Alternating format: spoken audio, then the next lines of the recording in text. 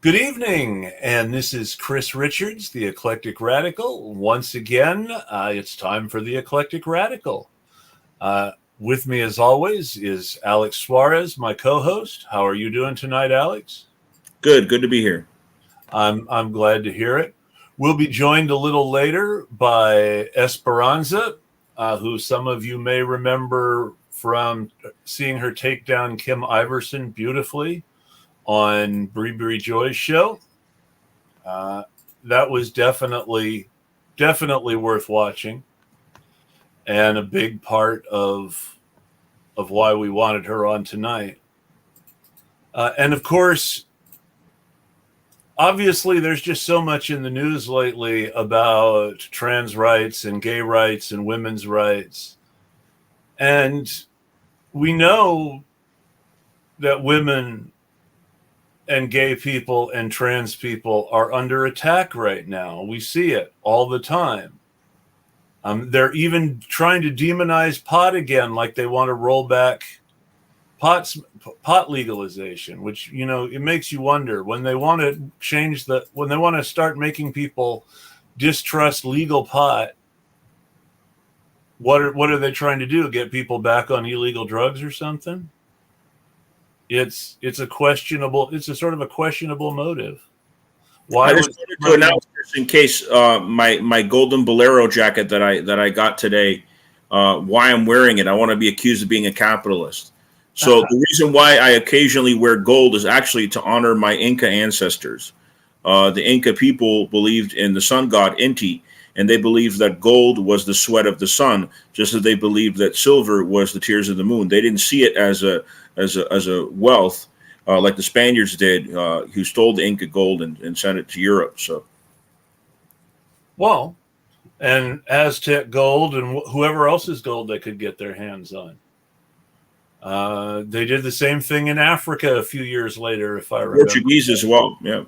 Well, the Portuguese were there in Africa before the Spanish, but the Spanish got... That's why Columbus tried to find an alternative route at the behest of the Spaniards, trying to outdo the Portuguese.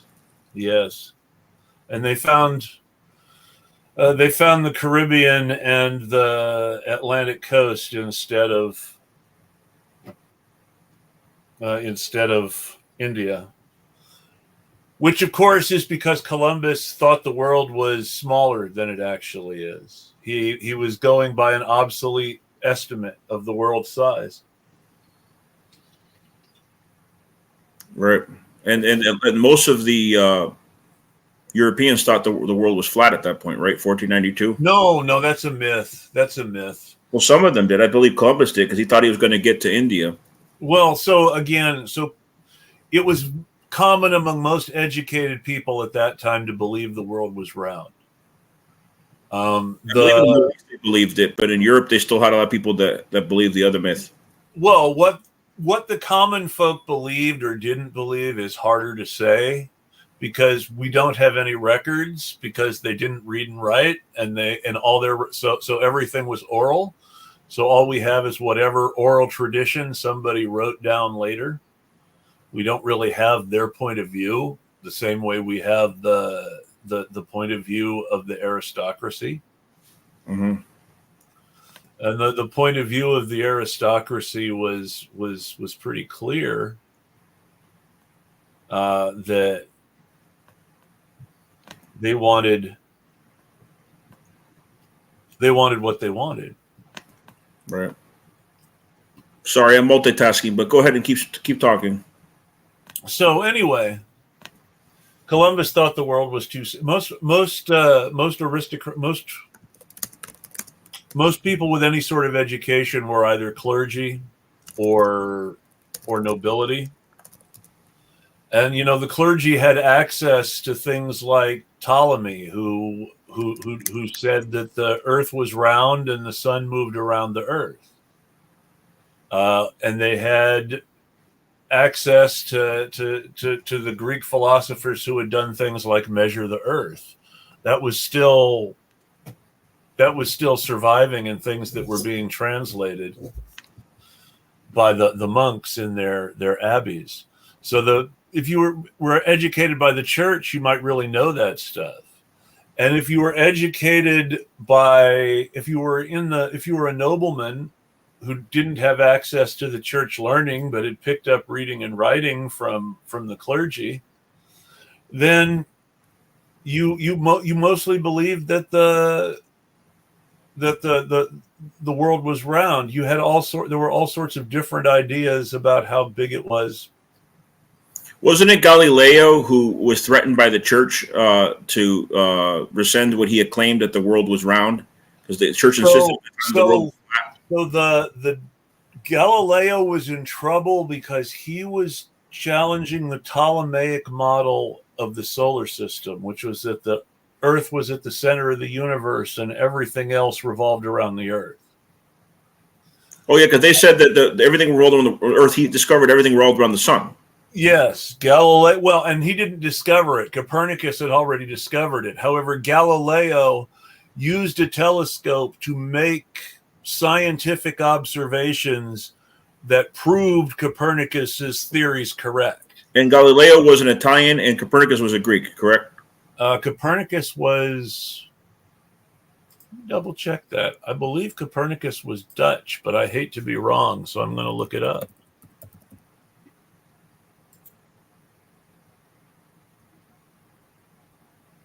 Plus, there was a lot of Greeks that were from other parts of the world. There was Sicilian Greeks, there was Egyptian Greeks, etc.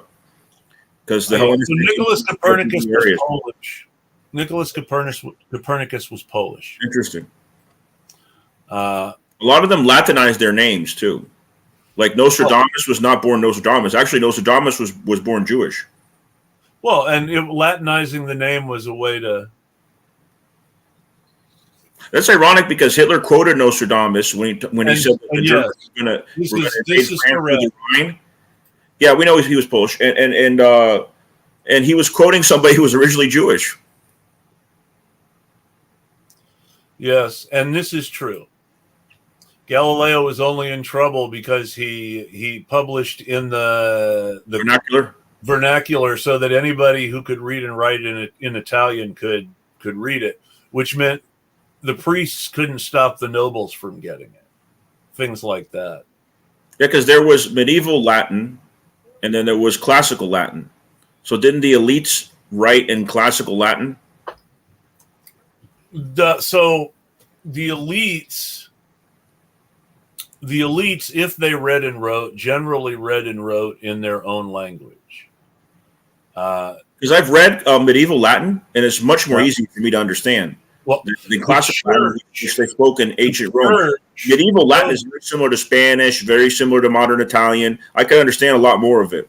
The church wrote in medieval Latin. Okay. And spoke in what they were what they thought was classical Latin. I don't know how classical. Yeah, maybe some of the prayers were classical Latin back from Constantine time and all that when they were the Catholic Church Empire. But yeah, the prayers and ceremonies and specific rituals were in Latin. But wasn't it not until the Vatican II, like in the 1960s, that churches didn't have to do their sermons in Latin anymore? Vatican II. It took a while then, 1960s. I mean, we're talking about 2,000 years. I mean, not that long, but from about 1,500 years from the time of Constantine on. Vatican II also greatly restricts the reasons that a priest can deny communion to parishioners.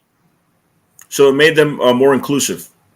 Well, yes. There are certain things that even though the church is still technically against, that people can no longer be denied communion just for having done once or being. So it's like, technically speaking, you can't.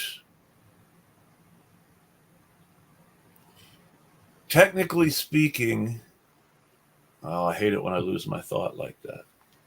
Well, let's change the subject, and then maybe I'll come back to you. Are you familiar with the term twin spirits? Yes. Yeah, because when I was at Standing Rock, I found out that they they had their own camp, the Twin Spirit camp for transgender people, and that term comes from the Native Americans who recognized their own transgender people within their community and revered them. Yes, and that's, I mean, the Western patriarchy is Western patriarchy for a reason. It's not something that's necessarily super common everywhere all the time outside of Europe. There were various matriarchal groups in Asia and Africa and the Middle East over the years. There was relative gender equality for many years in the first cities, according to David Graeber and David Wingrove. Thailand have officially like 5 genders? I don't have knowledge of Thailand. I wouldn't even say tolerant. They're very embracing of minorities, whether it's transgender people, whether it's the Muslim minority. Thailand's known to be a type of Buddhist society that's very inclusive. Well, and that's good. And remember, we mentioned it last time, even though Myanmar has a similar culture, it's also Buddhist, and neighbors them, how they treat the Muslims there is quite different. But Thailand was never a colony. Myanmar was a kingdom, but it was never ruled by foreigners. No, it was always ruled by its own royal house. And so part of the legacy of colonialism is that division that's maintained there. And the regime in Myanmar is they say that they're not real Myanmarese, or whatever the term is. They used to be called Burmese. These Muslims, they're saying that they shouldn't be treated as citizens and they're discriminating against them. While in Thailand, the Muslim minority and other minority groups are treated with respect. It's quite different. That's great. I mean, they just had their first round of executions by the military junta again in Myanmar, so it's not going so well there. Well, wasn't there a woman who was a political prisoner for a while who became president, and then she actually made some mistakes too, and then she got deposed, and now it's in the hands of the military regime again, right? Well, and that's the whole thing, is the military regime was ousted and they were replaced by a democratic government, and they put the political prisoner in charge, Aung San Suu Kyi. Yep. And she was supposedly going to bring peace and prosperity, and it turned out that at best she had not been able to stop the military from still committing war crimes against the Rohingya. The Rohingya are the Muslims. Are the Muslims on the border with Bangladesh? Yes. Yeah, they have been historically not treated well. Yep. By the Buddhist majority in Myanmar. So yeah, she took power. She was supposedly going to make things better. She ended up committing some of the same atrocities against the same people, or at least not doing enough to stop them. I don't pretend to know. It looks like it was a tug of war of power between her and the military, and she gave some concessions, and it backfired. And she lost in the end, and now the military is in charge again, and it's right back to the bad old days where we're going to have corporal and capital punishment left and right. And now they'll be able to be justified by saying, hey, you tried to do this democracy thing and it didn't work, and you were still doing the same stuff we were. So, look at Bangladesh. If it wasn't for Indian support, Bangladesh would not have got its independence from Pakistan. And a lot of that was a war over language. They were trying to force the, Urdu, similar to Hindi. They were trying to force the Pakistani language on the Bangladeshi population. And even though they were also Muslims, they had a different culture. And India took advantage of that division, sided with Bangladesh against Pakistan, and then it no longer was East Pakistan. They wanted to speak and read and write in Bengali. That's right. Bengali. And yeah, that was the dispute over language, just like Russia and Ukraine is over language. Partially, I mean, the Ukrainian language is a Slavic language, very similar to Russian. Although a lot of the Ukrainian say that they're not Slavic. It doesn't matter how similar they are. That's almost irrelevant, because what matters is the animus there. The fact that to the nationalist Ukrainian, letting someone speak Russian inside Ukraine in order to vote is like, no, we can't allow that. I don't know what to compare it to here in the U.S. except maybe rights for black people. Well, they made it illegal in a few states to speak Spanish in public areas. Well, I think yes, they did.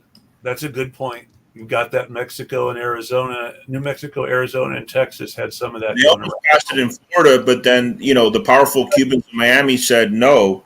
And then I cross my fingers while I say this, because I know the times we're living in. But to the best of my knowledge, we are not actively and publicly killing each other over language in the U.S. yet. Though, again, I'm crossing my fingers when I say this. One particular tactic. Look at Franco in Spain. He made the minority languages, Catalan, Basque, etc., illegal to speak publicly. And that's why if you go to Barcelona, they speak Catalan, which is more similar to French than Spanish. And they take offense if you speak to them in Spanish. They insist that you speak Catalan, because they were so oppressed for so long where they couldn't speak their language. Now that they have autonomy, it's very important that they speak the Catalan language. So that is an authoritarian trait, is to go after minority languages, whether it's in Ukraine, whether it's certain more backward states, and what we mentioned earlier, Miramar. I would go so far as to say it's kind of fascist. It's an authoritarian fascist trait. Our guest has joined us, folks. So I want to go ahead and welcome Esperanza to the show and not talk over her. Hi. Thank you for joining us. We appreciate it. Thank you. I'm actually really excited to talk to you, and I'm so sorry for being late. I had a meeting that ran over, and right before that meeting, I was at the gym. So if I look a little frazzled, that's why. But very nice to meet you both. Pleasure to meet you too. I'm Chris. My co-host is Alex. Good to have you on. And tell us about yourself, please. Introduce yourself to the audience. Yeah. So hi, everyone. It's nice to meet you. My name is Esperanza Fonseca. For my day job, I'm a union organizer, and I've been doing that for, I would say, on and off, like the past decade, probably.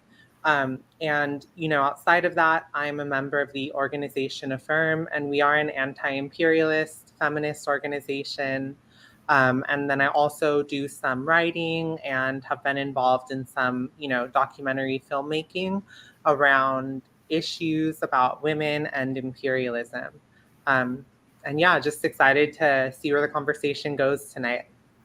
Well, I was curious, Esperanza, because I'm fluent in Spanish, and I heard you're translatina. Are you fluent in the language at all? Yes, I do speak Spanish, but I don't want to embarrass myself by showing my accent right now. So please don't put me on the spot. No. I wouldn't ask you to speak it live. If you want to go on a house visit with me and watch me organize in Spanish, we could do that. No. I've never been to California. I've been to the Pacific in South America, but I haven't been to California yet. I know Chris has been there, right? Because you're on the West Coast, Chris. I'm from Southern California. I haven't lived there for a long time, but I'm originally from Southern California. I live in, and we call them Death Santies, in Governor DeSantis state, unfortunately, in Florida. I never call him my governor. I just say he's the governor where I reside. So. I hate to break this to people, and I'm in no way defending DeSantis. DeSantis is as bad as Bill. I am not trying to in any way say DeSantis is good. DeSantis is a piece of shit, and I'm not ashamed to say it.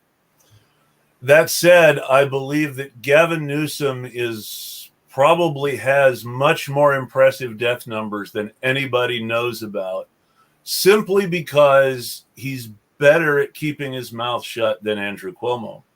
Well, he did the same thing Cuomo did, right? He put COVID positive patients into nursing homes. He did. He did do the same thing. Yeah. So it's bipartisan negligence, criminal negligence that we've witnessed on behalf of governors during the COVID pandemic. Actually, I had a really good question for Esperanza that I just thought of. How has COVID impacted the transgender community different than others? So, one thing that I do want to say is that, and perhaps this is like part of what my issue was with the last podcast that I was on, but I am a trans activist in the sense that I am transgender and I am an activist or an organizer. But trans issues are not the main issue that I organize around, despite being quite vocal about it on Twitter. So I'm probably not the most qualified person to answer that.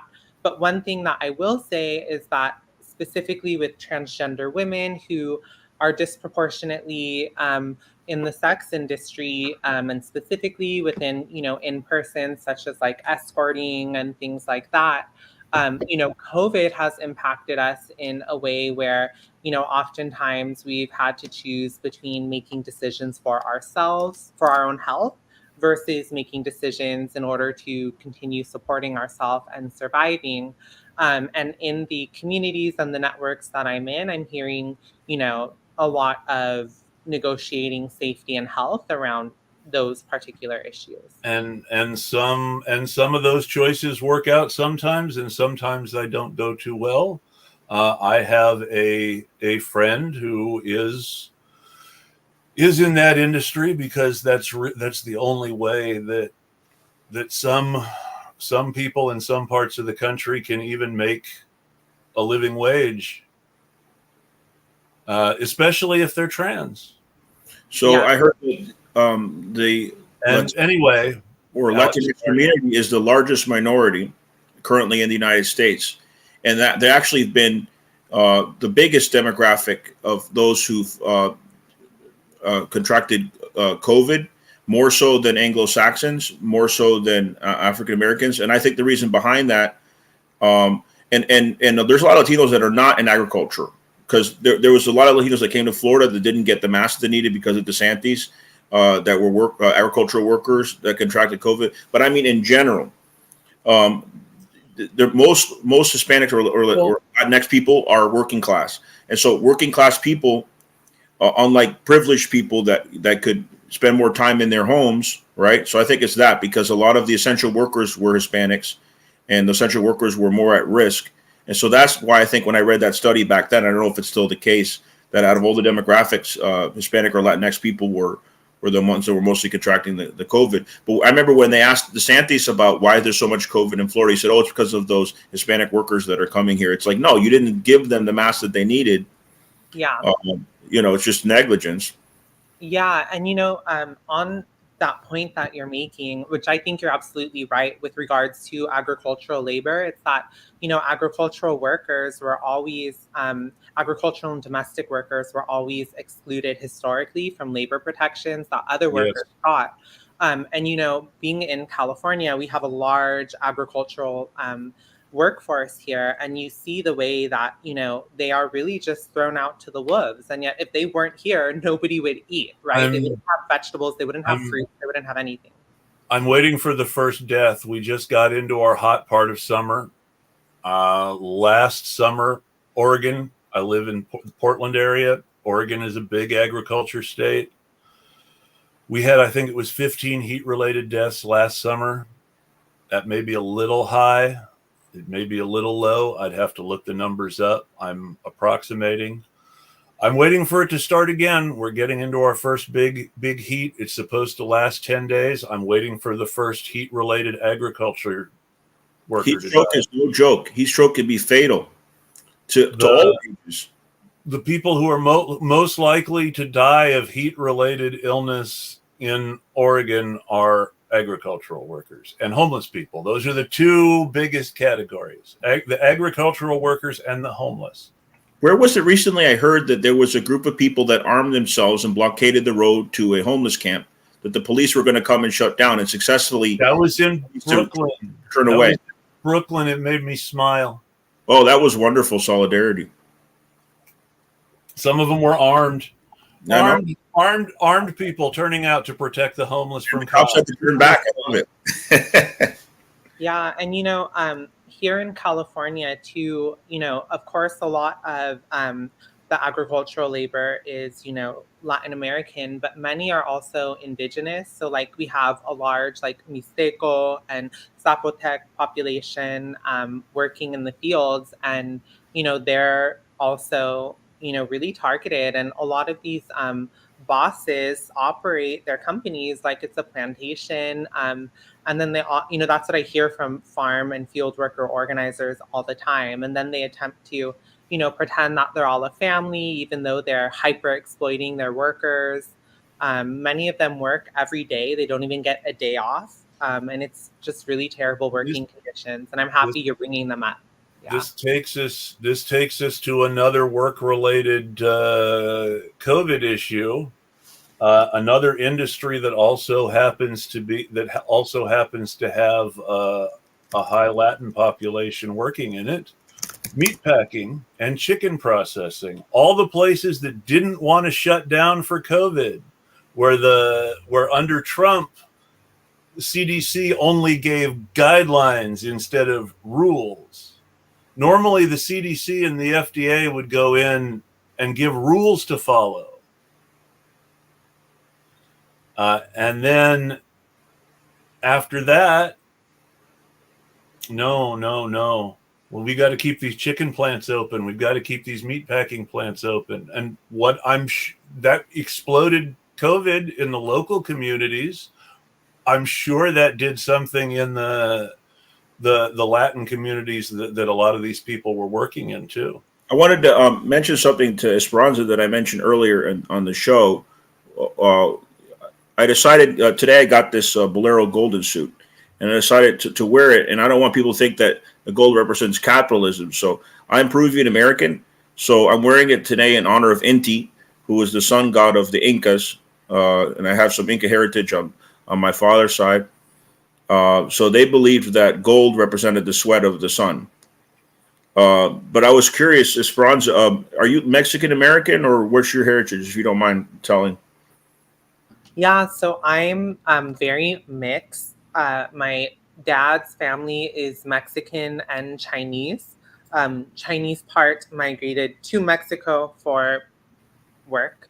And then on my mom's side, white, but, Russian, Italian, yeah. On my mother's side, I'm part Russian Jew. Okay, same. Russian, Jewish, Italian. I'm as pale as I look. It's worse. It's worse. My father's side are descended from Cambro-Normans who were given a coat of arms by Henry II for helping him kill the Irish in Meath, which is depressing enough. And then eventually they became nice, proper Anglo-Welsh, middle-of-the-road gentry until we finally got down to working-class America somehow. And I don't know how these transitions happen at all. So I know you said, Chris, that your stepson gave you as a gift an album of Weird Al Yankovic because you look so much like him. And I remember when I first got in touch with you, I thought you were Jewish because Weird Al Yankovic is Jewish. On my father's side, it's Anglo-Welsh, really Norman Welsh, but Anglo-Welsh. And on my mother's side, it's German Mennonite. Which you have ancestors that oppressed Irish people? I have ancestors that oppressed Irish people, yes. Because you're anti-oppression as they come. So this is important. Richards is one of those names where apparently everybody named Richards is related. Really? So even whether you're poor or rich. So that means somewhere along the line, me and Keith are distant cousins. So, but not anywhere close. Keith Richards was an actor, but remind me what he was in. I normally would know. I love Keith Richards was the guitarist for the Rolling Stones. Oh, yeah. No, he was a musician, not an actor. Got it. but no, supposedly everybody named Richards is related and descended from the same family, and it's an embarrassing family that you can't really be super proud of. On the other hand, on my mom's side, you can be proud of it. Peace Church. My mom's go back far enough. My mom's family is descended from some of the Munster Anabaptists who were anarchists and rabble rousers and abolished the traditional marriage and the traditional family in mustard cheese. In favor of living with the people who actually gave a crap about you. Because let's not remember that family during the 1500s was very oppressive. It was ruled by fathers. Women were married off left and right. Wives were the property of their husband. So when these people were abolishing the family, there was an emancipation of slaves involved, literally. Well, women were considered property until the 1970s, isn't that right? I mean, when it came to marriage? It depends on your specific in the United States, because Europe was way before. I mean, women. There are people in this country who still equate marriage with ownership. Well, I heard that homosexuality was considered a form of insanity until the 1970s in the United States as well. The United States is always the major country that gets to progress last. Well, I mean, the United States has lots of problems, primarily because the United States is still the most European of the European countries. That's a depressing thing to say. Well, I heard by the year 2060, the Anglo-Saxons will be a minority. So that only makes us worse. You have to understand how these people think. And by these people, I mean people like me who... Oh, the minority. And they're minority. You have to understand that these are people who worry about useless bullshit like the white birth rate. Oh, yeah, the right is obsessed with that. I mean, that's what they meant by make America great again. They meant make America white again. That's what you spend any specific amount of time talking about the white birth rate, you have problems.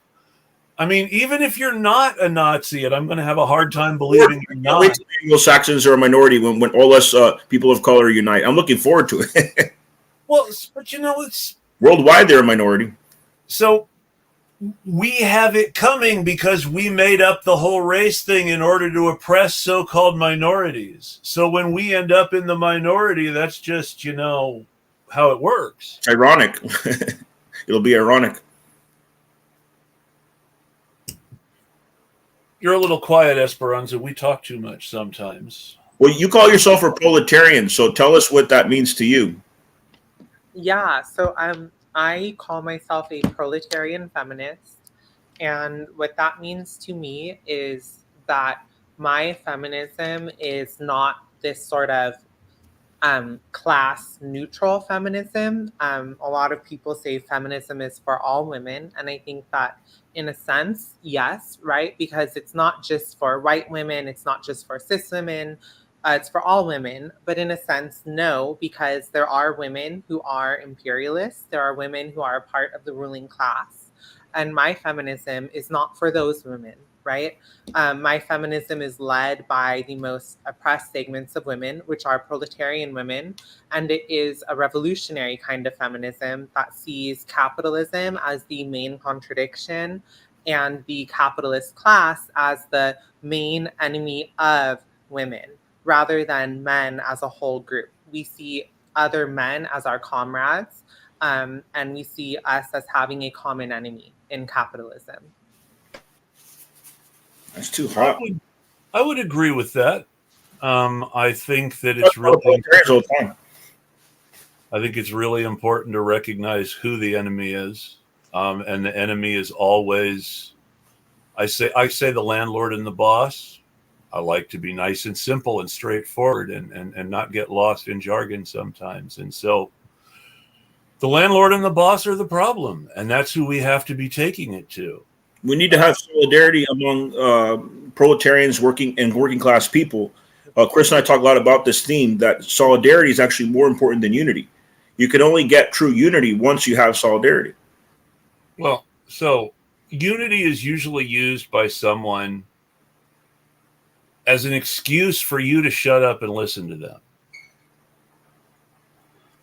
When Democrats demand party unity, they're asking the most progressive Democrats to agree with the most conservative Democrats about something that's basically Republican. And that's the problem with our two-party system. It's really only one party.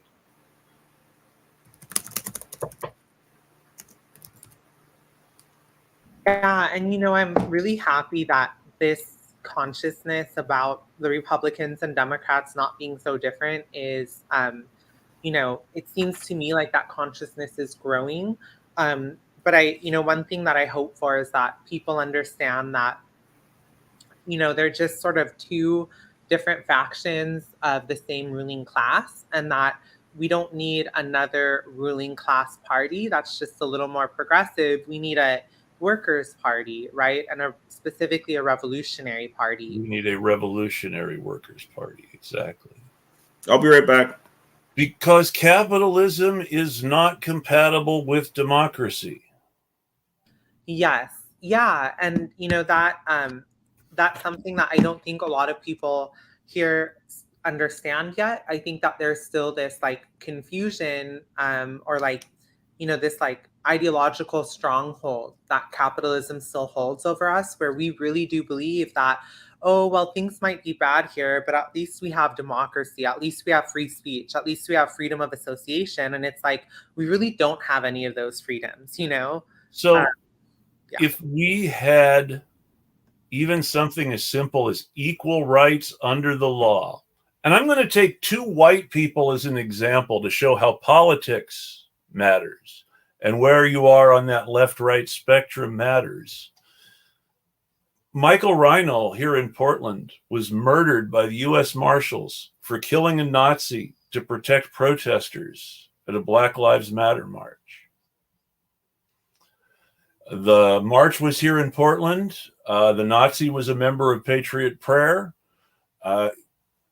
There was an exchange, and he killed the Nazi to protect protesters. The U.S. Marshals tracked him to Washington and murdered him for this. Whereas when Kyle Rittenhouse killed people trying to protect protesters, irony of ironies, the cops gave him high fives and walked around with him and hung out with him. And let him go. And let him go. And I so always say about Rittenhouse, he showed up with a gun looking for a fight. Anything else is irrelevant.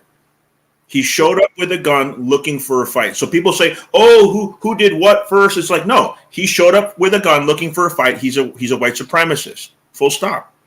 I think it's important to understand the idea of jury nullification, and to understand that jury nullification is something that the other side is actively doing as we speak, and that we need to start thinking about the same thing. Now, what jury nullification means is that ultimately the jury decides how they vote, guilty or not guilty. And if the jury says someone is not guilty, then that person is legally not guilty. And that's what happened with Rittenhouse. The jury ignored the facts.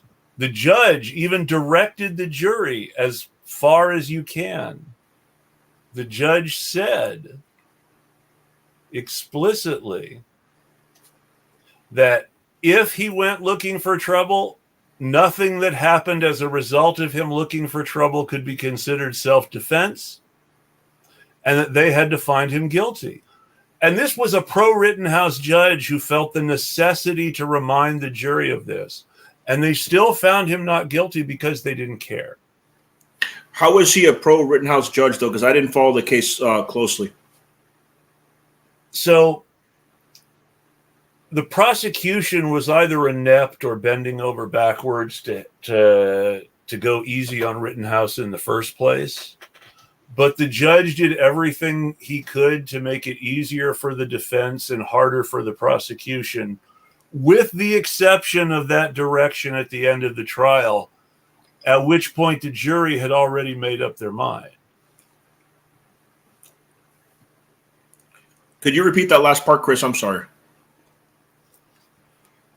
So the judge pretty much made it difficult for the prosecution to make their case, and did everything to favor the defense until the very end, when they gave that jury the jury that direction. But at that point, the jury seemed to have already made up their mind. Yeah, it was the timing of the judge giving that instruction. It was like an afterthought, right? Because by then it was clear that the direction that the jury was going to head, right? Well, it was. Was it an all-white jury, by the way? I don't remember the specifics. I would have to look it up. White jury. I believe it was. And yes, I completely agree with this. It could have been also that the jury just, had a bad image of Black Lives Matter and knew that Kyle was going. Well, and even that is a form of racism, though. Oh, I'm not justifying it. I'm saying that the jurors, probably a lot of them had racist stereotypes of what a Black Lives Matter activist was. So, and this makes me so mad, because if you go back to the actual Civil War, these are the people who had the Union flags and were the abolitionists, and we're actually talking about fighting to free slavery. Is people in Wisconsin and Michigan. And these are the people where in rural Wisconsin, they fly Confederate flags, despite having been totally not that in the actual Civil War. History, yeah. And it's bizarre how the culture has changed in some of these places. But it's directly related to the way we teach history in this country. Feel free to chip in, Esperanza, because Chris and I love to be eclectic and go off on tangents. And feel free to change the subject of history as well. You feel free to chip in. Okay, yeah, I don't want to interrupt y'all or anything, or divert the conversation. But thank you. That's the problem, is that if you don't divert the conversation, then we just keep diverting the conversation. We'll just go on for hours. We got to stop doing that. But yes, we do. So, Esperanza, do you write in Spanish as well? No, I don't. Although I want to say 2, maybe just one of my articles has been translated into Spanish. But one of my goals is really to get better at Spanish so that I could start writing in it.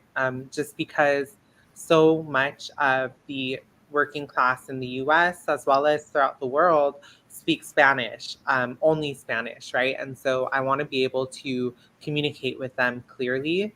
And I just don't speak it at that level to be able to write in the same way that I write in English. Chris and I were talking about the Latin language earlier. A lot of political terms in English are similar to Spanish because the political terms, a lot of them come from Latin. Yeah, so I actually studied Latin in high school for 2 years. And so I really enjoyed studying Latin, actually. It's a cool language. Yeah, and I was reading medieval Latin, and it's very similar to Spanish or Italian, much more easier to comprehend reading it than classical Latin from ancient Rome. But of course, it does derive from that, yeah. I think Latin is more like Greek than medieval Latin. So there's 2. So unless I'm wrong, there's the written language is mostly the same, but there's 2 different ways of speaking it or pronouncing it. One is, like you said, classical Latin, and then the other is ecclesiastical Latin, which is typically more speaking it like it's Italian, so cha instead of ka. Well, when I took a medieval Europe class, I actually looked at the textbook and read medieval Latin and understood a lot of it. And then they did a contrast with classical Latin written as a text. And also pronunciation is different. But when I was looking at the text of classical Latin, I could barely understand anything. In the medieval Latin, reading it, I understood a lot more. Yeah. Well, some of the letters are different in classical Latin. So you have to really get used to V's instead of U's. Yeah. Yeah, it's like Latin American Spanish. They pronounce the V as the B. Yeah. In European Spanish, is the V like we would in English. Yeah. Yeah. It makes a difference. It's kind of well, it makes sense because it's the difference between people who originally spoke something else or spoke a Spanish coming from having spoken something else, as opposed to people who have spoken Spanish for a long time in a sort of historical sense when the Spanish arrived. Yeah, so our backgrounds, I don't know if you've listened to a few of our shows prior, Esperanza, but Chris is an anarchist and I'm a Trotskyist. And we were actually having a conversation the other day on Twitter. It was quite interesting. Somebody claimed that all libertarians are right-wing. And I showed them a video of Chomsky, who I've interviewed, talking about how libertarians in the United States are the exact opposite of what libertarians are in Europe and other countries where they're more socialist.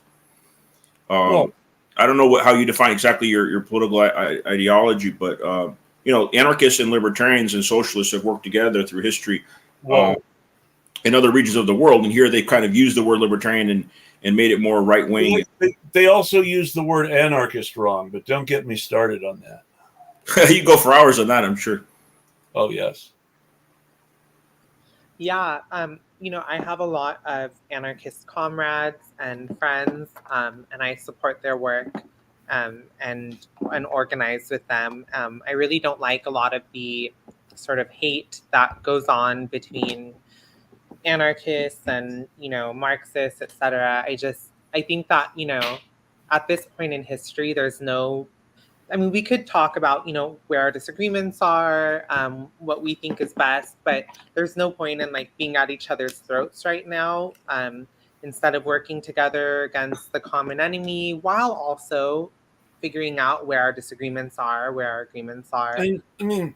What I say is always simple: is that yes, I'm an anarchist, but I'm also an incrementalist, which means I will settle for state socialism as an incremental step.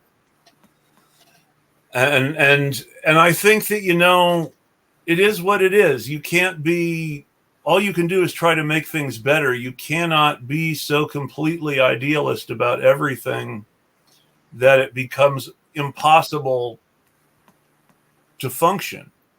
At the same time, you also can't compromise your actual mission or goals.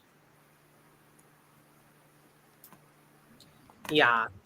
And so, for me, I would, like I said earlier, call myself a proletarian feminist, which, really comes out of the, revolutionary sort of Maoist movement in India, specifically from Anuradha Gandhi, who, whatever tendency, you subscribe to, I think a lot of people would find some good stuff in her work, and I would really encourage folks to check her out and read her. The Dalai Lama called himself a Marxist? Yeah, but I'm skeptical of his sincerity. Well, I want to hear Esperanza's view on that. Yeah, I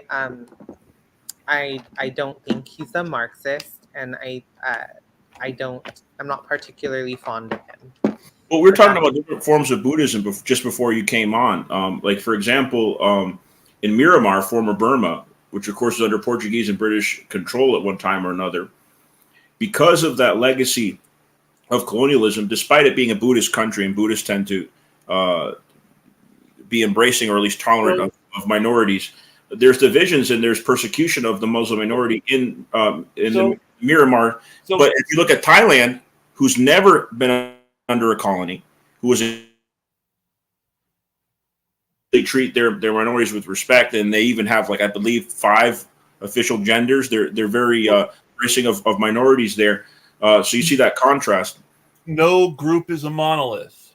Buddhists are the same as any other group. No group is a monolith. Right. I'm saying the Thai Buddhist government is much more progressive than the Myanmar one. I did a paper once, and I'm saying the reason behind that is because they're not experiencing the legacy of colonialism in Thailand. Everybody knows that a Buddhist monk set himself on fire in South Vietnam. But my question for you, Alex, my challenge, why did he set himself on fire? What was he protesting? He was upset that Catholics that were backed by the United States that were in power in South Vietnam were taking over properties of Buddhists. Well, Catholics were being favored, yes. Catholics were not having their monasteries taken away. But the Buddhist monasteries were being taken away and nationalized and used for land reform. And Catholics were being favored and not having their land taken away. And the Buddhist position was either stop persecuting us or persecute Catholics too. And of course, the only support that the president of Vietnam at the time had was the United States on the one hand and Vietnamese Catholics on the other. So he couldn't very well persecute Catholics too, but he had also promised land reform, so he couldn't stop persecuting Buddhists. Because the church, one or the other, owned most of the land, because that was how the French state got around not owning it directly.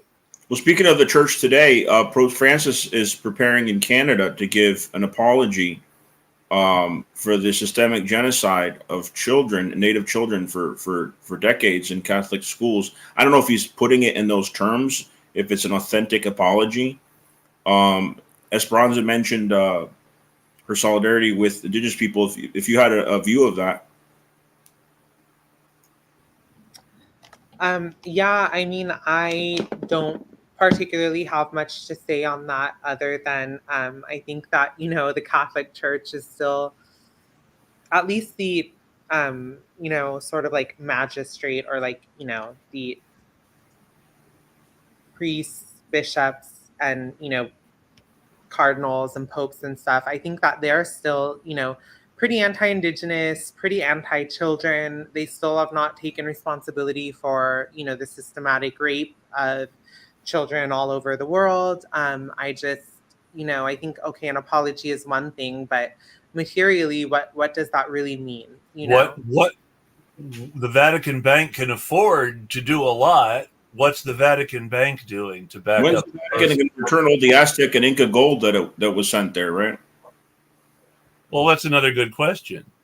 And I think we all know what the answer is, which is that it will have to be pried from their cold, dead hands. Oh, something else I mentioned earlier. The Incas considered silver the tears of the moon. So they didn't consider it a wealth like the Spaniards did. They went and stole it and brought it to Europe. It was sacred to them. So this materialism from these prized possessions was an imposition from European colonialism and imperialism. It's just completely different culture, and that's where the Nazism comes in, because it's not just what you're doing to the people, it's what you're doing to the cultures. And what you're doing in the case of Americans up here in the United States is systematically exterminating everyone who can't live the way white Christian people want them to. Christian nationalists, right? That's what they call themselves now. Well, so, I mean, and they called themselves that in the 1950s, and they called themselves 100% Americans between the world wars. Most of them not knowing where the word America comes from. They called themselves Confederates in the Civil War. They owned a lot of slaves before the Civil War. It's the same people. And we're not talking about working class poor people. For all the folks who insist loudly that Nazis are working class and our movement somehow has to embrace them, no, most Nazis aren't working class. Well, most of the working class in Germany voted for the Social Democratic Party, not for the Nazis. I have a big problem with, people on the left who try to tell us that we should cater to these like right-wing literal Nazis, because they're allegedly working class. Like even like the January 6th event, I don't know if I would call it an insurrection, but you know, there was proof, so much proof that these people, if anything, were majority petty bourgeois, with some working class people, sure. But you know, all the working class people were pretty much paid to be there by Clarence Thomas's wife, Ginny. Yep. Yeah. And, you know, they tried to paint them as like this working class movement and like we should cater to them. And it's like, no. And that's something, I don't know what your opinions on populism are, but that's one of the reasons why I'm not a fan of populism, because I think it leads to sort of reactionary things like that. So I think that the right has monopolized the word populism, much like it's monopolized the word libertarianism. But if you go back to the actual definition, populists have been on the left. In Latin America, I was in Venezuela late last year. The socialists there call themselves populists, and the right doesn't even use that term. So, but they've kind of, you know, monopolized that term up here.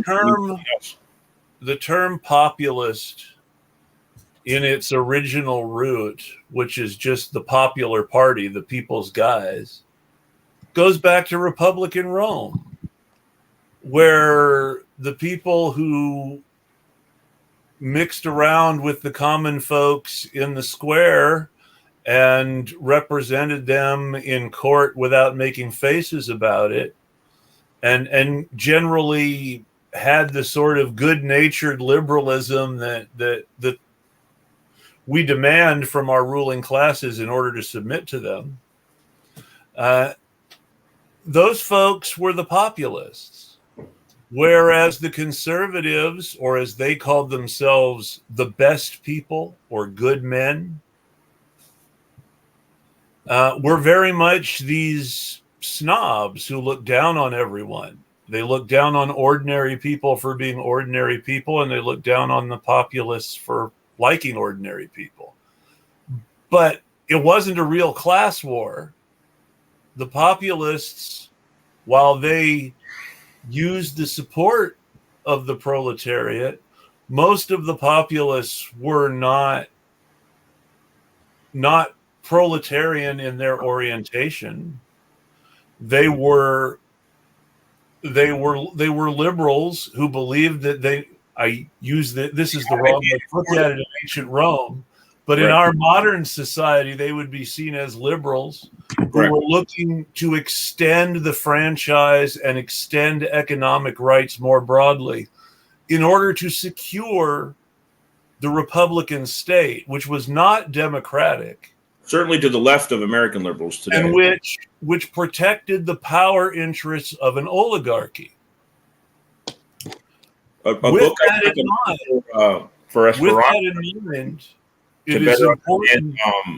Populism, and I'm sure you've read it, Chris, is the historian Michael Parenti's book, A People's History of Ancient Rome, The Assassination of Julius Caesar.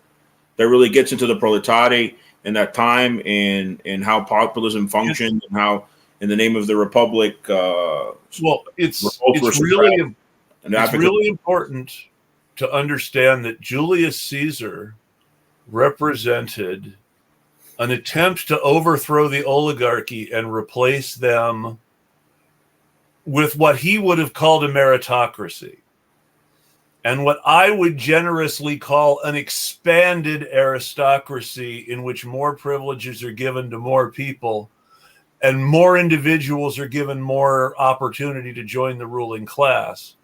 But the ruling class is still the ruling class. And nothing revolutionary. Julius Caesar was a reformist, but even reform was too much. And that's why they ultimately... That's why they killed him. Because and this is historically how it works. People demand reform. Reform is too much, and repression happens instead. Revolution occurs. It's nobody, not even the Bolsheviks, even though the Bolsheviks always had a real revolution in mind in the end. Not even the Bolsheviks said, give us the means of production. They had a list of very specific economic demands that they thought needed to be met. And it was the refusal of those demands that gave them the justification to say, if they won't even give us this, we're justified in taking it all. Well, Karl Liebknecht and Rosa Luxemburg in 1919, their revolt before they were assassinated was called the Spartacus League. They saw themselves as part of the legacy of the Spartacus slave revolt. And actually, Karl Liebknecht was the son of one of the founders of the Social Democratic Party, but they were splitting from them, and then later became the KDP. But when they were the Spartacus League, that's when they were suppressed. But they saw themselves as a continuation of that revolt. And they also identified with the Bolshevik Revolution that had happened 2 years prior. Yes, that's true. But we're off topic again, and I should. Well, it has to do with the proletariat. She's proletarian feminist, so. Yeah, but ancient Rome is ancient Rome, and we've come a long way. Hopefully, well, I take that back. It's still a republic. Well, yeah, it did become an empire until Caesar Augustus, right?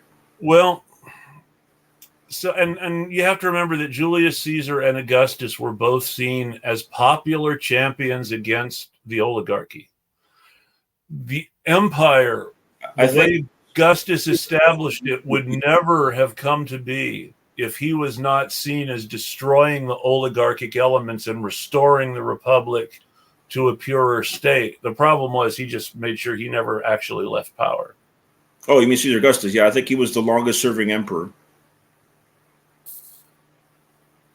Well, he was the longest serving of that first batch. Right. He was the emperor when Jesus was crucified. No. Caesar Augustus. It's hard if you go by the official accepted history, and biblical history is so hard to well, yeah, I mean, for example, there was people that were paid to build the pyramids. They were not Hebrews that built them. Jesus was born during the reign of Augustus, according to the narrative gospel. Right.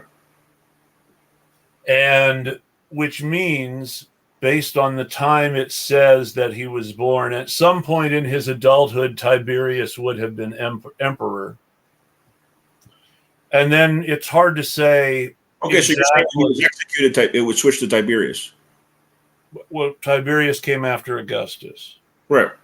Okay, so when he was born, it was Caesar Augustus. When he was executed, it was Tiberius. Okay. Probably Tiberius. Maybe Caligula, maybe not yet. Caligula was a maniac. Wasn't it his nephew that burned Rome? What was his name? So, you know the story?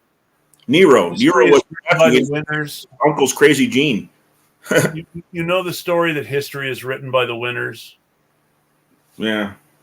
That's the problem with the history press. With the Roman histories that are so hard on Nero were literally written for either the dynasty that replaced him or the dynasty that replaced the dynasty that replaced him. So it's all history is always biased, right? And so because a negative word in historical language, it's not like political language. That was a very specific propaganda, and we're doing it again. Propaganda for most of history was a positive word. It just meant information. It's changed its connotation in the political lingo in the past few years. Basically, Goebbels being minister of propaganda in Germany didn't help anybody's reputation. So we should get back to labor and things that our guest wants to talk about. Absolutely. And on that note, where I was going before I got sidetracked before was my friend who is in sex work when she needs to be. Caught COVID twice, both times from clients. So that's something that should be kept in mind when we think about who is and isn't suffering from the pandemic. Yeah, absolutely. And I also think that, it's a sign too that like specifically within the sex industry, there really does need to be more focus on the right to exit, which basically just means that anyone in the sex industry, whenever they want to exit, whether it's because of a pandemic or whether it's because they just don't want to do it anymore, there should be services that are willing to provide aid to them, such as like housing, food, money, childcare, etc. And unfortunately, like what we saw in the pandemic was just a microcosm of the broader, situations that these people are facing every day, in terms of not being able to exit even when you want to. And I will say that sometimes I'm a strong believer in the right of people to do what they want, and that means I'm a strong supporter of the right to exit for people who want to exit. But there's also a fact: as long as we're living under capitalism, there are going to be people who aren't going to be able to make a better living any other way, and I don't want to leave them behind. It's important not to call them prostitutes, but sex workers, because they are part of the working class. Well, And the most exploited.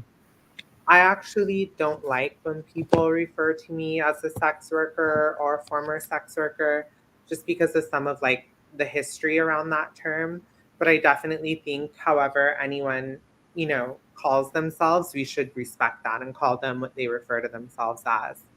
Um, but, I do think that like for the majority of people, a lot of us found ourselves in that industry because we had no other way to survive or no other good way to survive. And that doesn't make the sex industry, that doesn't mean that, we should just be forgotten about. Like, oh, well, that's the best way. That's the best thing they have.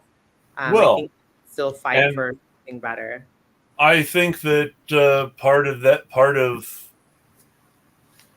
part of not saying that that's the best we have is not free education, not making things worse for people through criminalization. Right, and also if we had free education for all, like in Europe and in some Latin American countries, etc. Then there would be more access to opportunities for them to get out of that situation. I'm going to be an asshole for a moment. That have become escorts or sex workers to pay for their study because they don't want to get in debt. I'm going to be an asshole for a moment, and I apologize in advance. I think it's really patronizing and at the same time really dangerous to make assumptions about people's education. Paying for education is a big reason that a lot of people go into sex work, but it's not the only reason. There are people who do it when they're already educated. And that's my situation, actually. Sorry, I didn't mean to interrupt you. But no, go ahead. But yeah, so I actually graduated with a degree in philosophy and theology, which is, of course, like that's not a great degree to have. But, I was working, I had a career. And when I had transitioned, I was fired from my job. And despite having a degree and a career, that's what pushed me into the sex industry. And when clients would talk to me, a lot of the times they would say, oh, you sound so educated. Like, you don't have to be here. Why are you here? And one thing that told me was, oh my God, these men really do understand that the women they're seeing actually do have to be there. They understand that there's this sort of pressure or force keeping us in it, and they just don't care. They do it anyways.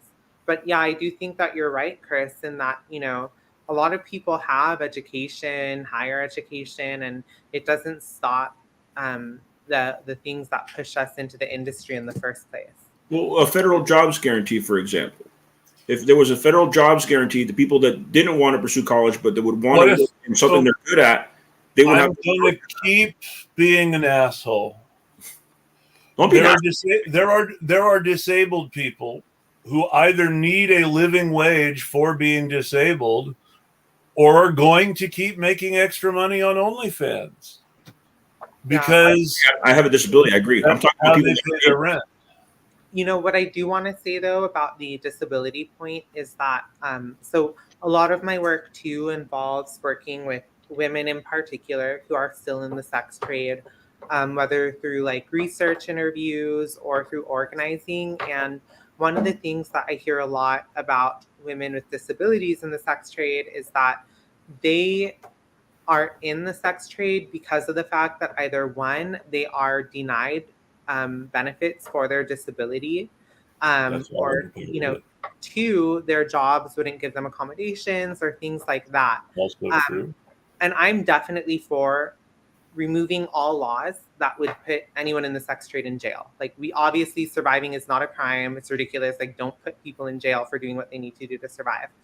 But I also think that we really need to figure out what is the sort of combination of things that we could do that could stop large swaths of people, particularly women, although we're also seeing straight men even, being pushed into it, from having to, give access to our bodies to men that we don't like, but that we have to pretend to like in order to survive, I mean, and, I don't see any way short of overthrowing capitalism. Well, I'm all for that. And I think that's, honestly part of the problem with a lot of the more, strictly feminist movement against prostitution is that, they really do think that, we could abolish the sex trade under capitalism. And that's just not going to happen. And more than that, and I agree with you 100% about criminalization. More than that, I'm against any law or any legalization process that puts people more in contact with law enforcement. Law enforcement is the enemy. It doesn't matter whether you're a worker organizing unions or whether you're in the sex industry. Law enforcement is the enemy if you are anything but a property owner. Yeah. And yeah. I'm against putting anybody in more contact with law enforcement, which means I'm against criminalizing clients, because in places where clients are criminalized, law enforcement harasses the women more rather than less because they want to get the clients. And the fact that they can't arrest the women for what they're doing with the clients means that they have to harass them and then bust them for things like obstruction of justice and use that to get them to turn on their clients. And also because of arrest quotas, I'm sure that encourages police to use undercover officers to lure certain people and entrap them because of the motive to fulfill those arrest quotas. Chris, that there's a correlation with prisons and arrest quotas. I would never speculate. Prisoners. I would never speculate about entrapment, except absolutely entrapment happens. But I'm not going to speculate about how common it is for the police to entrap people into a crime without a specific reason. Yeah, and I'm not saying all those clients are good guys. Some of them could be exploiters, could be terrible people. I'm just saying that there's isolated cases where I'm sure entrapment has happened, and that the motivation behind that was the police trying to fulfill arrest quotas or something. Esperanza, please go ahead.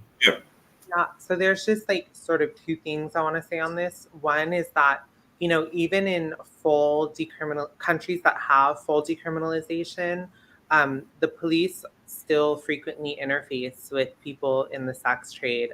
For example, I've read a lot of reports, both government and academic and anecdotal, like media reports coming out of New Zealand, where a lot of the advocates for full decriminalization claim that one of the benefits of it is that it increases contact between the police and people in the sex trade, but in a way where they claim that it's easier for them to if it increases contact with law enforcement, you're not doing decriminalization right. Can we all agree on that, whatever they call it? Yes, but one of the things I wanted to say about that is I think that, in a similar way, which I agree with you, which you said earlier, which is like, oh, the sex industry won't be abolished under capitalism. I also think that no matter what laws we pass, we could decriminalize everything. The police are still going to be surveilling and harassing poor communities. And I think that's a deeper reason why, no matter what laws you enact, although I am for decriminalizing people in the sex trade, but whatever laws you enact, we're not going to get the police off of our backs, right? Because even, let's say, the correlation between being in the sex trade and being homeless. Okay, you completely decriminalize the sex trade. Well, homelessness is still criminalized. Yeah. And so the police are still going to be on addiction is still criminalized. How many people in the sex trade deal with addiction? So it's like, until we deal with that on a more systemic issue, there's always going to be a reason for harassment. Yeah, and I say this again as someone who has been harassed by the police, right? For this very reason, actually, because they profiled me and my friend coming out of a hotel, and it was like really horrible. But yeah. Yeah, no, I will agree. And this just goes back to me saying the law enforcement is the enemy. And that whatever sort of organizing that you are doing, law enforcement is going to be your enemy. And you have to think about it that way and plan about it that way. Do you think that both, and either of you can answer this question, do you think that both regular prisons and for-profit prisons should be abolished, or just for-profit prisons? Well, I think both of them, right? I mean, I think that this problem of mass incarceration in the US is just completely out of control. I mean, I'm for abolishing all of them. That doesn't mean that I'm for no accountability. There needs to be accountability for things like rape, for things like, domestic violence, things like that. There just has to be, right? Abusing children. There has to be some method of protecting the rest of us from people that do that and holding them accountable. But prison clearly doesn't work, right? And the only when I think of who would actually belong in prison, the only people I can think of who belong in prison are cops. But then I think, well, where would we find guards for them? Well, the prison guards would have higher IQs, wouldn't they? It still becomes self-defeating because prison guards are still essentially cops if they stay in corrections for any length of time. Well, that's true, but they don't have a IQ requirement to have an average or below IQ when you're a prison guard. So there are potentially prison guards that are more intelligent than police officers. We were talking about that on the show last time, Esperanza, about the hiring practices of police. And the IQ test being one of them. They don't want cops that are too intelligent in the United States. And the sensitivity test is a whole other thing. They have to be insensitive. But it's just a recipe for disaster, the hiring practices here. Of course, the union won't help you for not getting hired because they're the cops union and not that we didn't get hired by the cops union. But they'll be right there for every cop who kills somebody. Unless they're an African-American. And there's African-American cops. So those are actually the ones that usually get in trouble. So I'm gonna go immediately to the case you're thinking about. Justine Demond in Minneapolis. Yes. Her killer was prosecuted and was convicted precisely because he was a black cop and she was a pretty white girl. That said, they still only went after him because the Australian government pushed them into it. Oh, she was an Australian national. If she had not been an Australian national, if she had just been another American girl, no one would have cared because there wouldn't have been an embassy pushing for people to do something on her behalf, which is not to say that really no one would have cared, but powerful people would not have cared the same way. I want to tie into something else. Isn't that interesting that the United States would advocate for a victim of their country when the greatest Australian journalist alive, the United States gets caught in a plot to kidnap or assassinate him, and they don't advocate for him at all? Isn't that interesting? We're talking about Assange, of course. I don't think we can make every show about Assange. I mean, not without at least mentioning Mumia too. Mumia or Chelsea Manning or any of the victims. Well, Mumia specifically, because he's also a journalist. And Mumia Abu Jamal has been in prison because of his reporting on the MOVE collective and the MOVE bombing for years now. And actually, the former police captain that I interviewed about the hiring practices of police was an officer in Philadelphia during the MOVE bombing. That was one of the questions I asked him about. It's quite a coincidence. Quite a coincidence. The governor of Pennsylvania in 2008, who was determined to get Hillary Clinton elected no matter what, was the district attorney who said, "Yeah, blow him up." I mean, the Democratic Party is the pro-cop party. So Kamala Harris called herself the top cop. Think about that. He's diverting all the money to the police. The superdelegate who is committed to Hillary and not the black guy, no matter what, was the district attorney who ordered the MOVE bombing. This shows a predisposition to maybe not wanting a black president. Yeah. Not that Obama was great. There might be animus there. Well, if you look at Obama's voting record, he was pro death penalty. Nobody bothered to look at that. But Obama had lots of problems. I don't want to get sidetracked on that. Progressive here for governor that said in a debate that she was pro death penalty. So, and of course, they always back pro life candidates, Cuellar and all the way down. This is what Democrats are doing, and they're complaining about Roe when they have a whole history. I mean, what was his name? Tim Kaine. Hillary picked her as her VP instead of Biden, a guy who's pro-life. This is what they're doing. So, I mean, don't get me started. Because I want to actually let Esperanza talk about her organization some before we finish up. Absolutely. I want to hear about it. And so I don't want to get started on the what I think is honestly the much less interesting and less important topic of how the Democratic Party decides who's going to suck up the money next. It's less interesting.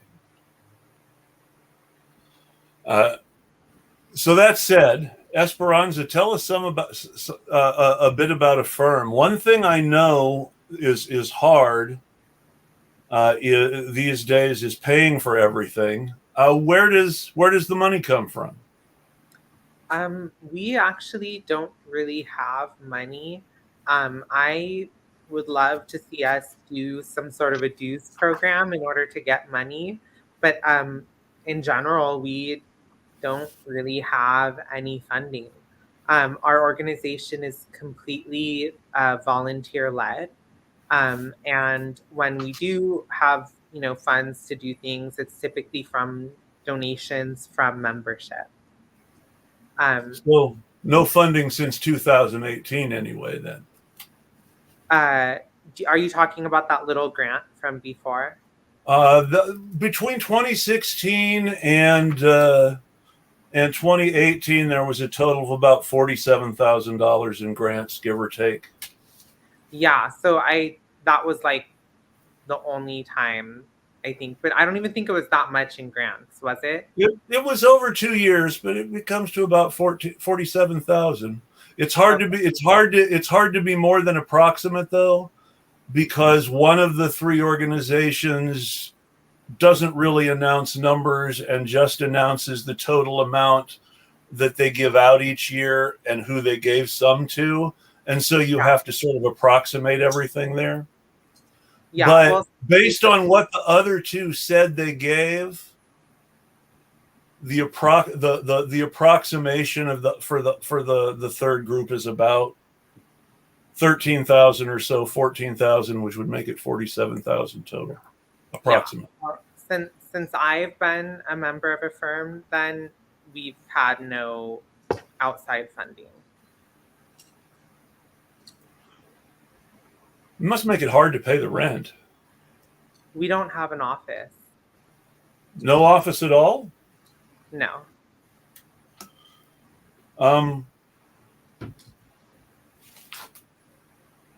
Is the oh, I hate it when I can't read my own writing. I'm glad I got good vision. There was a charitable institute that was providing a collaborative workspace at one point. Are they not doing that anymore? No, we don't have an office anymore. We did have like a small office before, but we don't have one anymore, and we haven't since I've been on. So that's something that may have existed in the past, but not anymore. Okay. Yeah. How do you know all of this? Oh, I did some research. I had, how long has it been since I said, do you want to come on? I've had a little while to get ready. Yeah, but again, since I've been on, like I'm talking about since I've been on, we have not had an office. How long have you been with the organization? For a little over 2 years, I believe. Oh, okay. I could get the exact time, but I think that's around how long. Okay. So anyway, sorry. But go on, tell us some more about Af3rm. Yeah, so, again, we were founded, I believe, 1989. I think that's the correct date, but don't hold me to it. And yeah, I mean, we organize women against imperialism, fascism, patriarchy, marginalization. We started out as a Filipina solidarity network, but now, we are focused on more than just solidarity with the movement in the Philippines, although we still do that. So for example, doing some work, building a coalition to resist, the Marcos Duterte regime. Definitely, because from what I've heard, and it's hard to know with American media, of course, but it seems to be borne up fairly well by the international and socialist media I've been able to track down too. Apparently, Duterte is just awful. Yeah, he's terrible. And unfortunately, some people don't want to believe that. Some people call him an anti-imperialist. He's not. He's killed about tens of thousands of people. He's just really horrible. So I think Marcos' son is his vice president, right? Since he got reelected. Yeah, which is really bad. Marcos was also a terrible leader. Yeah. Well, Marcos, that's ironic because Duterte's big issue is the drug war, and that's his excuse for all the people he's killed is the drug war, as I understand it. Is that right? Yes. So you're saying Marcos was involved with drugs? Well, so Duterte killed many people through the drug war, but he also killed a lot of people through his anti-communist war. Of course. And, Ferdinand both Marcos, of those being American projects in the end, the drug war and anti-communism. Exactly. And Ferdinand Marcos was a dictator who enacted martial law in the Philippines. Yes. That he had to be overthrown by a people's movement. The people literally... East Timor genocide, right? Marcos did the East Timor genocide, right? No, I'm not. East Timor's in Indonesia. Oh, yeah. You were talking about the Philippines. But what I heard about Duterte is that he is speaking with the Chinese. And some people use that to say, oh, he's anti-imperialist now because he's doing business with the Chinese instead of the United States. He's just trying to play both sides. Exactly. Yeah.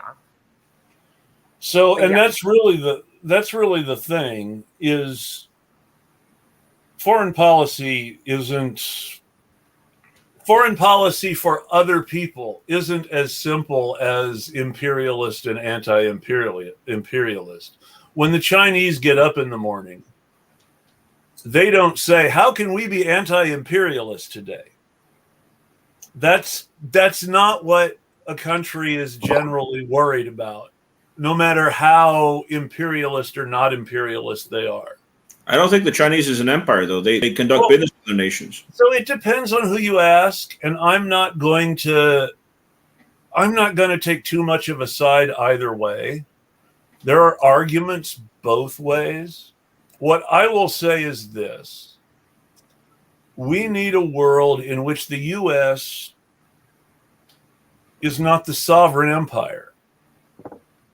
And that means as an American, the most important thing I can do is oppose the U.S. Yeah, when people ask me about Putin, I tell them I have no influence over what Putin does in his domestic policies. I can't try to over what U.S. politicians do, and pushing the war in Ukraine is something I'm against. I can't agitate to overthrow the Russian government without the CIA's help, and I don't really want to work with the CIA. Exactly. That's a good way to put it. I can try to agitate to do something in this country. I mean, Esperanza, you're a Maoist, so I mean, do you think that the Chinese foreign policy is superior to the United States? I think it is. But my friend in Venezuela, for example, him and his parents got the vaccine because of the Chinese. There were Chinese vaccines. That's what the Chinese are doing throughout the world.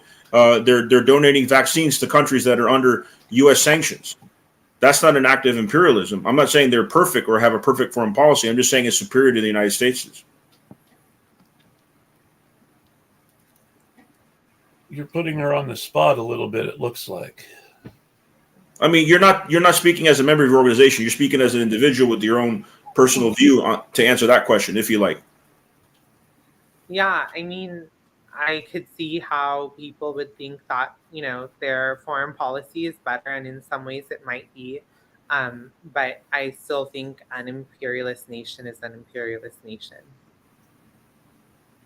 And as a member of an organization that came out of the Philippines, I respect their analysis on Chinese imperialism. No, I was unaware that they had that position about the Chinese. That's interesting. But certainly the history of American imperialism in the Philippines is brutal as well. Yeah, absolutely. It's worse. Well, far worse. America really tried to outdo the British for a few years there. I don't know if we quite made it or not, but we were sure trying. Absolutely. Well, I'm getting really tired, everybody. So, and I saw you in the chat, Esperanza mentioned that you had to go soon. But I mean, if you wanted to say some last things, right, Chris? If you wanted to say some last things for yes, and all if you that. have any final thoughts, please share them. Yeah, I mean, did you have any other questions for me just about our office or no longer office or anything else you wanted to know? No, we're good right now. I felt like you thought I was hiding something. No, I was just curious because funding is something that is important to think about. There's a lot of discussion sometimes about where groups' money is from, and I think it's good to be as transparent as we can be. When it's a lot, it's a lot. When it's a little, it's a little. I mean, I can't say that I've never taken money from anybody since 2018. I have a day job and they pay me, and I have to do what they say for 8 hours a day, whether I like it or not. So I understand. Well, during Occupy, SEIU gave me $100. I never worked for them. They were funding our trip to Washington. And what I told the comrades on the bus that were occupiers, that were not part of SEIU, I say, we'll take the money and do what we want when we get to DC. We'll use them. They won't use us. Yeah. Well, again, I was only sort of speaking from since I've been on. I would love for us to have an office, but sadly we don't right now. But I think that a lot of our members too have a critique of the nonprofit model, and Yes. I think that we want to keep our autonomy, because the moment you have these corporate foundations funding you, you are really under their rule as long as you want to continue getting funding, and that's not something that we want to do. And as someone who's worked for nonprofits and worked for unions, I just think that, nonprofits perhaps have their role, but no revolutionary work will ever happen within a nonprofit. And I would agree with that, definitely. Yeah. So how can people reach you? Which social media do you use the most? Is it Twitter or? Yeah, so I mean, Twitter is definitely a good way. My Instagram is a little more personal. But you could reach me there too. My Twitter is at @Class Society, Instagram at Proletarian Feminist. And I try to follow people back if they are doing work on the ground. Anything from mutual aid work to more organizing work, but I just like to be connected with people that are doing work within their communities. And so if you are, just hit me up, and I would love to follow you back and stay connected. Well, I want to thank you for joining us tonight. I really appreciate it, and I appreciate you answering my questions. I hope you have a great night. Do you have any final thoughts, Alex? No, I just appreciate Esperanza coming on. I admire how she handled that interview, and I'm glad she was able to do the interview with us, and definitely keep in touch with us. Yeah, thank you. And I hope that you both have a good rest of your evening. I know it's probably pretty late for you on the East Coast. I have a lot of work to do left tonight, so please wish me luck. You have a great night. Thanks. Appreciate your time. Peace. And everyone else, we'll tweet at you.